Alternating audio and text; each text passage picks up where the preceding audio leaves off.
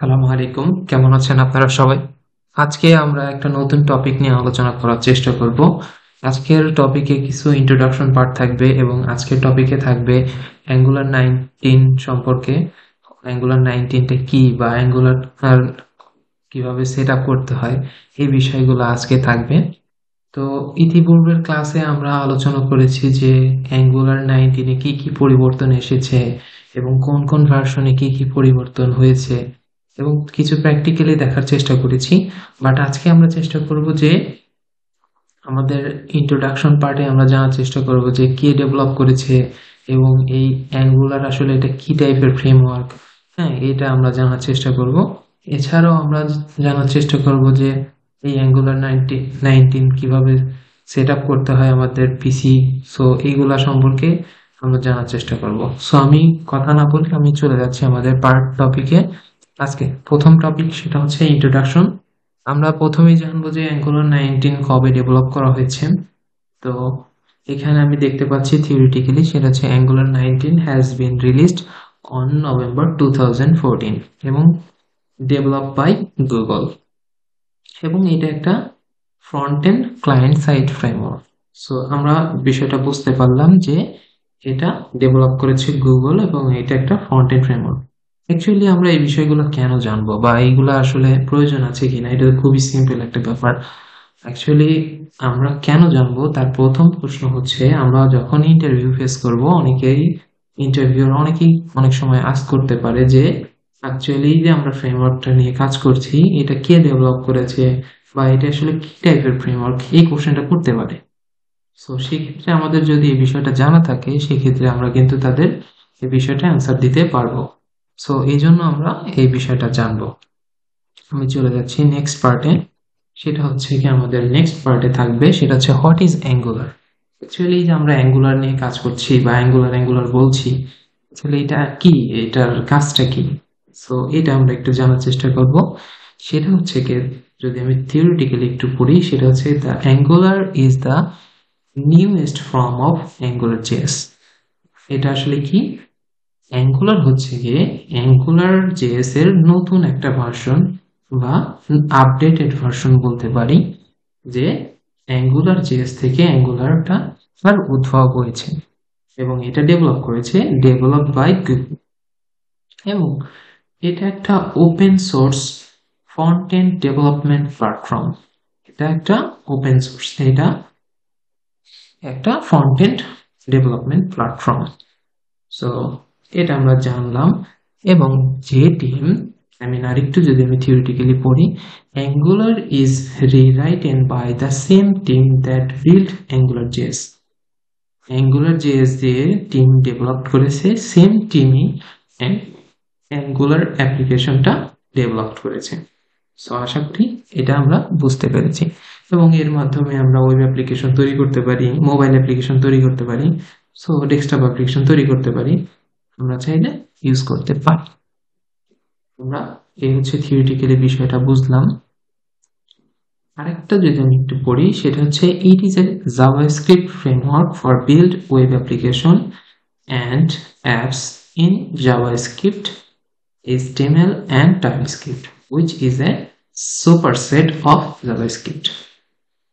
So এই একটা ব্যাপার। এখন Angular comes with every latest features you need to build a complex and sophisticated web or mobile application. It contains features like component directives, forms, pipes, HTTP service, dependency injection and many more.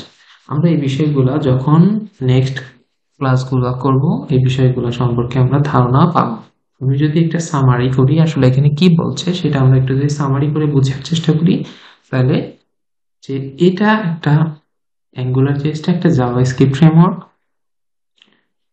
এবং যেখানে HTML, TypeScript, JavaScript use করা হয়েছে, এবং এটা একটা super set of JavaScript, মানে জাভাস্ক্রিপ্টের একটা updated version বলা যেতে পারে। তো এই হচ্ছে, এবং এবং এর মধ্যে কিছু বিষয় আছে এই অ্যাঙ্গুলার এর মধ্যে, সেটা হচ্ছে এর কম্পোনেন্ট থাকবে, এর মধ্যে ডিরেক্টিভ থাকবে, পাইপস থাকবে, হ্যাঁ, এবং ফর্মস থাকবে, ডিপেন্ডেন্সি ইনজেকশন করা কিভাবে হয় সেটা থাকবে। এগুলো আমরা যখন প্রত্যেকটি ডে বাই ডে ভিডিও দেব এবং এই টপিকগুলা স্টেপ বাই স্টেপ বোঝার চেষ্টা করব। সো আশা করি আমরা বুঝতে পেরেছি। সো অ্যাঙ্গুলার ইজ এখন যদি নেক্সট পার্টে আমরা পড়ি, Angular is one of the most popular framework for building client application with HTML, CSS and TypeScript. So আমরা বুঝতে পারলাম এটা এখন বর্তমানে খুবই পপুলার একটা ক্লায়েন্ট সাইড অ্যাপ্লিকেশন ডেভেলপমেন্টের জন্য ব্যবহার করা হয়ে থাকে এই অ্যাঙ্গুলার ফ্রেমওয়ার্কটি। সো এই হচ্ছে আমরা বুঝতে পারলাম। এখন আমরা দেখব যে অ্যাঙ্গুলার কি কি ভার্সন চেঞ্জ এসেছে এবং কোন ভার্সন কবে রিলিজ করা হয়েছে এই বিষয়গুলো আমরা দেখার চেষ্টা করব। সেটা হচ্ছে গিয়ে অ্যাঙ্গুলারের যে প্রথম অ্যাঙ্গুলার জিএস সেটা আমাদের যখন রিলিজ করা হয় সেটা হচ্ছে গিয়ে 2010-এ এই অ্যাঙ্গুলার জিএসটা প্রথম রিলিজ করা হয়। সো এখানে কিছু এটা আমরা যদি যারা একটু ডিটেলসে স্টাডি করবেন তারা জানবেন যে এটা অনেকটা প্রথম যখন অ্যাঙ্গুলার জিএসটা আসে এটা অনেকটা লাইব্রেরি টাইপের একটা ফ্রেমওয়ার্ক হিসেবে আসে। তারপরে হচ্ছে যখন অ্যাঙ্গুলার 2 থেকে অ্যাঙ্গুলার 19 পর্যন্ত বর্তমানে এটা একটা ক্লায়েন্ট সাইড ফ্রেমওয়ার্ক হিসেবে অ্যাকচুয়ালি এটা রিলিজ করা হয় এবং এটা এখন আমি এগুলোর ডিটেলসে বোঝানোর চেষ্টা করব যে কেন আগে অ্যাঙ্গুলার জেএসকে লাইব্রেরি বলা হতো আর এখন কেন এটাকে ক্লায়েন্ট অ্যাপ্লিকেশন বলা যেতে পারে সেই বিষয়গুলো আমরা জানার চেষ্টা করব হয়তো নেক্সট কোনো একটা ভিডিওতে। বাট আজকের টপিকে আমরা জানার চেষ্টা করব যে কোন কোন ভার্সন কবে কবে রিলিজ করা হয়েছে এবং কোন কোন ভার্সনে কি কি মেজর চেঞ্জ হয়েছে সেটা আমরা একটু দেখার চেষ্টা করব। এখানে অ্যাঙ্গুলার 2 যেটা সেটা হচ্ছে গিয়ে 2016 এই সালে রিলিজ করা হয় এবং 4 একইভাবে 4 হচ্ছে 17-এ। সিমিলারলি আমি দেখতে পাচ্ছি এখানে 5টা 17-এ রিলিজ করা হয়েছে এবং কারেন্টলি হচ্ছে গিয়ে অ্যাঙ্গুলার 19 হচ্ছে গিয়ে নভেম্বর 2024-এ রিলিজ করা হয়েছে। এখানে আর একটু বিষয় আমাদের একটু জানতে হবে সেটা হচ্ছে গিয়ে অ্যাঙ্গুলার 16 থেকে অ্যাঙ্গুলার 17 যে ভার্সন এখানে একটা মেজর চেঞ্জ এসেছে। ইতিপূর্বে ক্লাসে আমি এই বিষয়টা নিয়ে একটু আলোচনা করেছি এবং প্র্যাকটিক্যালি দেখানোর চেষ্টা করেছি কি কি চেঞ্জ এবং কি কি ফাইলগুলা আসলে রিমুভ করা হয়েছে অ্যাঙ্গুলার 16 থেকে অ্যাঙ্গুলার 17-এ এবং এই ফাইলগুলো রিডিউস করার কারণে কি কি সুবিধাগুলো আমাদের অ্যাকচুয়ালি আমরা পাচ্ছি বা পাবো সেটা আমরা বোঝার চেষ্টা করেছি। অ্যাকচুয়ালি আমি যদি একটু সামারি করে বলি যে আমাদের অ্যাঙ্গুলার 17-এ কিছু ফাইল ছিল যেগুলো আসলে আমাদের অ্যাপ্লিকেশনের পারফরমেন্সটা অনেক ডিলে করে দিচ্ছিল। বাট যখন অ্যাঙ্গুলার 17 রিলিজ করা হয় ওই ফাইলগুলোকে রিডিউস করে আমাদের নতুনভাবে অ্যাঙ্গুলার টিম আমাদের কি করেছে যে নতুনভাবে আমাদের রিডিউস করার কারণে আমাদের অ্যাপ্লিকেশনটা পারফরমেন্স ইমপ্রুভ হয়েছে। যেমন আমরা যদি বলি ফাইলটার নাম যেমন app.module.ts ফাইলটা অ্যাঙ্গুলার 16-এ ছিল বাট অ্যাঙ্গুলার 17-এ এই ফাইলটাকে কিন্তু বাদ দেওয়া হয়েছে এবং ওই সেম কাজটাই কিন্তু app.component.ts ফাইলে করা যাচ্ছে এমন একটা সিস্টেম অ্যাঙ্গুলার 17 কিন্তু আমাদের সামনে উপস্থাপন করেছে। এই হচ্ছে আমাদের একটা মেজর চেঞ্জ এসেছে ভার্সনিং চেঞ্জের। সো ডে বাই ডে আমরা এই ধরনের ভার্সন চেঞ্জ যখন আসবে তখন আমরা অনেক নতুন নতুন ফিচার পাবো। সো এই হচ্ছে আমাদের ভার্সনিং বিষয়টা এবং কোন সালে কি কি চেঞ্জ হয়েছে কোন সালে এগুলো রিলিজ হয়েছে আশা করি আমরা ডিটেলস হিস্টোরিটা আমরা একটু জানতে পারলাম। আশা করি নেক্সট ডে যখন আপনি ইন্টারভিউ ফেস করবেন তখন এই ধরনের কোশ্চেন অ্যান্সার দিতে আপনার কোনো সমস্যা হবে না। এখন আমরা চলে যাচ্ছি নেক্সট পার্টে। এখন আমরা একটু জানার চেষ্টা করবো, আমরা অনেকক্ষণ ধরে ভার্সন কথা বলছি, হয়তো অনেকেই এই বিষয়টা নিয়ে অনেক কনফিউজড, আসলে ভার্সনটা কি ভাই, ভার্সনটা তো আসলে বুঝি নেই। অ্যাকচুয়ালি একটু জানার চেষ্টা করি তাহলে ভার্সনটা আসলে কোনটার কথা বলছি। আমরা একটু প্র্যাকটিক্যালি দেখি দেন হচ্ছে আমরা থিওরিটিক্যালি পড়বো। দেখেন দেখেন আমি যদি দেখি সেটা হচ্ছে প্যাকেজ.json যে ফাইলটা আমরা ওপেন করেছি এখানে আমি অনেকগুলো প্যাকেজ ইনস্টল করেছি এবং এর অনেকগুলো ভার্সন দেখতে পাচ্ছি, 9.0.0 এরকম ভার্সন আমি দেখতে পাচ্ছি, এবং এটাকে 3টা পার্টে ভাগ করা হয়েছে। সো আমি যদি এই পার্ট গুলা বোঝার চেষ্টা করি, আসলে এই পার্ট গুলা কোনটার কি মিনিং বা কেন এইরকম 3টা পার্টে ভাগ করা হচ্ছে, বা এই টিমটা আসলে কেন এরকম ভাগ করছে, তো এটা আমরা একটু থিওরিটিক্যালি এখন দেখব। সেটা হচ্ছে গিয়ে সেটা হচ্ছে আমাদের এইখানে যেমন 18.1.2 এটা একটা ভার্সন নেম করা হয়েছে, হয়তো অ্যাঙ্গুলার টিম এটা করেছে। এখন এই যে 18 যেটা, সেটা একটা হচ্ছে মেজর চেঞ্জ, মানে যখন যেমন 17 একটা ভার্সন, 18 একটা ভার্সন, 19 একটা ভার্সন, এটা ডিফারেন্ট ডিফারেন্ট ভার্সন অ্যাঙ্গুলারের। সো যখন একটা মেজর চেঞ্জ, আই মিন অ্যাপ্লিকেশনের বড় একটা চেঞ্জ আসবে, তখন এই যে ফার্স্ট যে পার্টটা কে চেঞ্জ করে থাকে অ্যাঙ্গুলার টিম। সেক্ষেত্রে হয়তো নেক্সট যদি কোনো ভার্সন রিলিজ করে অ্যাঙ্গুলার নেয় 20 নামে, তো সেক্ষেত্রে হয়তো এই ফার্স্টের পার্টটা হবে অ্যাঙ্গুলার 20। এটা হচ্ছে একটা মেজর চেঞ্জ, এটা আমরা বুঝলাম। এবং মাইনর চেঞ্জ বলতে আমি যেটা বোঝাচ্ছি, সেটা হচ্ছে গিয়ে এমন হতে পারে যে একটা ভার্সন হয়তো অ্যাঙ্গুলার টিম রিলিজ করলো, বাট দেখছে কিছু এরর অ্যান্ড কিছু হয়তো ইস্যু আছে, বা কিছু ফিচার আপডেট আরো বাকি আছে, বা ফিচার আপডেট করেছে, সেগুলা যখন আপডেট দিবে অ্যাঙ্গুলার টিম বা রিলিজ করবে, তখন তারা একটা রিনেমিং করবে, সেটা হয়তো 1 দিয়ে করতে পারে বা 2 দিয়ে করতে পারে। ঠিক আছে, এরকম স্টেপ বাই স্টেপ 1-2 করতে পারে, বাট সেম ভার্সনে হয়তো কিছু চেঞ্জ বা পরিবর্তন, সেটা হচ্ছে মাইনর চেঞ্জ হিসেবে তারা ডিনোট করবে। এই হচ্ছে গিয়ে 1 দ্বারা বোঝাচ্ছে। এবং 2টা হচ্ছে গিয়ে, যদি আমি পরেরটা দেখি, 2 সেটা হচ্ছে গিয়ে প্যাচ ভার্সন, যেমন বাগ ফিক্স করছে বা কোনো একটা ইস্যু আছে, সেটা ফিক্স করে দেন রিলিজ যদি করে, তখন সেটার একটা ভার্সনিং তারা করবে অ্যাঙ্গুলার টিম, যে 2, 3 এরকম একটা ভার্সনিং করবে। আশা করি আমাদের এই ভার্সনিং এর বিষয়ে ক্লিয়ার হয়েছে। এখানে থিওরিটিক্যালি দেওয়া আছে, যেমন এখানে বলা হয়েছে যে for example, version 18.1.2 indicate major version 18 এবং major version, minor version হচ্ছে কি 1 and patch version 2। সো আশা করি কি হচ্ছে, আমি যেটা আলোচনা করলাম সেম বিষয়টাই থিওরিটিক্যালি দেওয়া আছে। তো আমরা নতুন টপিক সম্পর্কে একটু দেখি। সো আমাদের অ্যাঙ্গুলার 19 শিখতে হলে কি কি বিষয়গুলো আমাদের আসলে আগে থেকে জানা থাকলে ভালো, বা আমরা যদি জেনে থাকি, সেক্ষেত্রে আমাদের অ্যাঙ্গুলার 19 এই ফ্রেমওয়ার্কটা শেখা আমাদের জন্য সহজ হবে। সো আমি সেই বিষয়ে একটু আলোচনা করি। সো সবচেয়ে প্রথমেই আমাদের যে বিষয়গুলো জানা থাকা প্রয়োজন, সেটা হচ্ছে আমাদের একটু HTML সম্পর্কে ধারণা থাকা প্রয়োজন, এবং আর একটু ডম সম্পর্কে ধারণা থাকা প্রয়োজন। যারা ডম নিয়ে জানেন না, তারা দয়া করে একটু এই ডম টপিক নিয়ে একটু আলোচনা শুনুন। ভিডিও ইউটিউবে অনেক আছে, এই বিষয়টা একটু বোঝার চেষ্টা করবেন বা জেনে আসে তারপরে ক্লাসটা শুরু করলে আপনার জন্য ভালো হবে।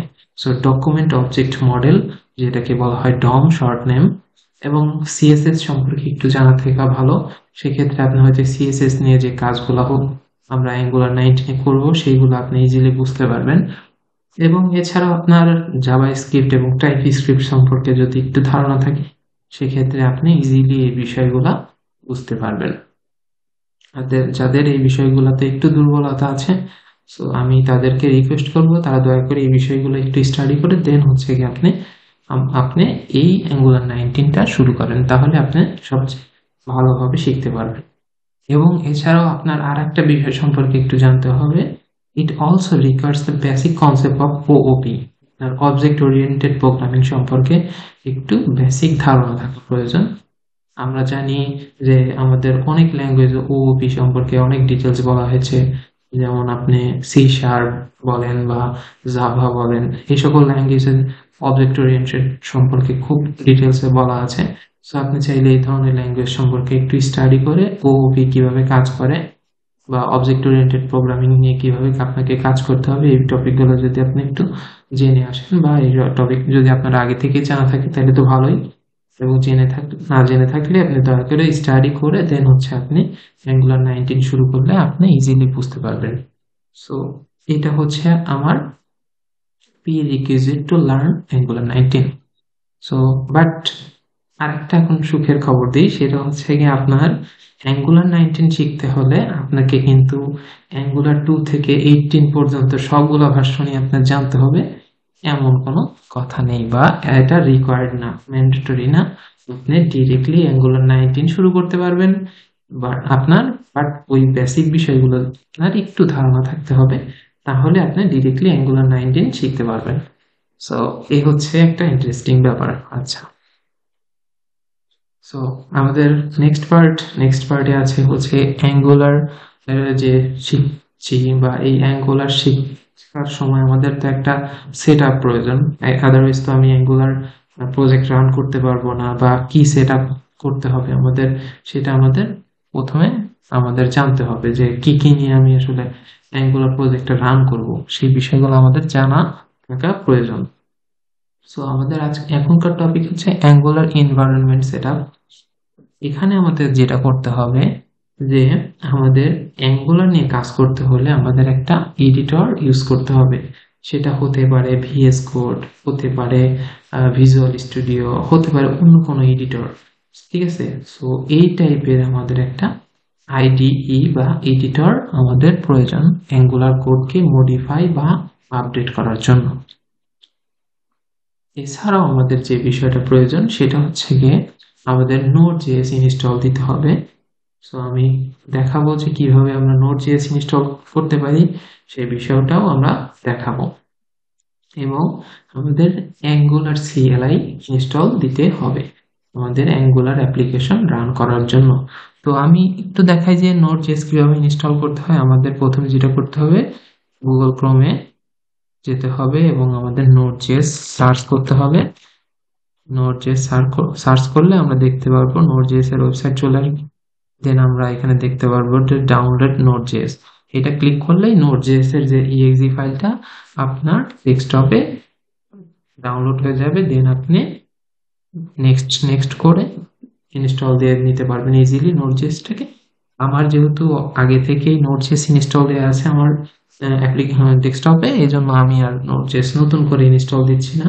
যারা Node.js ইনস্টল দিতে পারে না, দয়া করে ইউটিউবে অনেক Node.js ইনস্টল দেওয়ার অনেক ভিডিওগুলো আছে, আপনি চাইলে ওইগুলো দেখে Node.js-টা ইনস্টল দিয়ে নিতে পারেন। আমার যেহেতু Node.js ইনস্টল দেওয়া আছে সেহেতু আমি আর দিচ্ছি না, বাট আমি Node.js আমার যেটা ইনস্টল দেওয়া আছে আমি চেক করে দেখবো যে কি কি আমার ভার্সনের Node.js ইনস্টল দেওয়া আছে, সেটা আমরা চেক করব। তো আমরা চাইলে এভাবে Node.js চেক করতে পারি। সো Node.js -v আমার যেমন দেওয়া আছে 20.2, এই ভার্সনটা আমাদের ইনস্টল দেওয়া আছে আমার ডেস্কটপে। এবং আমাদের যদি আমি npm ভার্সন চেক করি, সেই ক্ষেত্রে আমি দেখতে পারবো 11.0.0 এই ভার্সনটা ইনস্টল দেওয়া আছে। এবং এখন আরেকটা বিষয় আমাকে জানতে হবে, সেটা হচ্ছে আমরা লাস্টের একটা টপিক দেখেছি, সেটা হচ্ছে অ্যাঙ্গুলার CLI ইনস্টল দিতে হবে। সো অ্যাঙ্গুলার CLI ইনস্টল দেওয়া খুবই ইজি একটা কাজ, সেটা হচ্ছে আমাকে জাস্ট এই কমান্ডটা রান করতে হবে, npm install g @angular CLI। এই কমান্ডটা যদি আমি আমার সিএমডিতে রান করি, সেক্ষেত্রে আমাদের অ্যাঙ্গুলার CLI ইনস্টল হয়ে যাবে এবং আমি এই কমান্ডের মাধ্যমে অ্যাঙ্গুলার ভার্সন, এই কমান্ডের মাধ্যমে আমার যে CLI ইনস্টল হয়েছে কিনা বা কোন ভার্সন ইনস্টল হয়েছে চাইলে দেখতে পারবো। আমি যদি রান করি, যেমন আমার ইনস্টল দেওয়া আছে অ্যাঙ্গুলার 19 CLI-টা, সেটা আমি দেখতে পাচ্ছি। ঠিক সেম ভাবে আপনি হয়তো অন্য কোনো ভার্সন বা এই ভার্সন, যে ভার্সনই হোক, এভাবে চেক করতে পারেন। সো আজকের টপিকগুলো এটাই থাকবে। হয়তো নেক্সট ক্লাসে আমি চেষ্টা করব আমাদের কিভাবে একটা অ্যাঙ্গুলার অ্যাপ্লিকেশন ক্রিয়েট করতে হয় এবং তার ফাইল ফোল্ডার স্ট্রাকচার সম্পর্কে আমরা জানার চেষ্টা করব। এবং ডে বাই ডে আমরা জানার চেষ্টা করব প্রত্যেকটি অ্যাঙ্গুলারের কম্পোনেন্ট বা এলিমেন্টস নিয়ে আমরা এক একটা ভিডিও তৈরি করে এই বিষয়গুলো কি কি কাজ, এটা আমরা জানার চেষ্টা করব। সো আজকের টপিক এতটুকুই। ধন্যবাদ।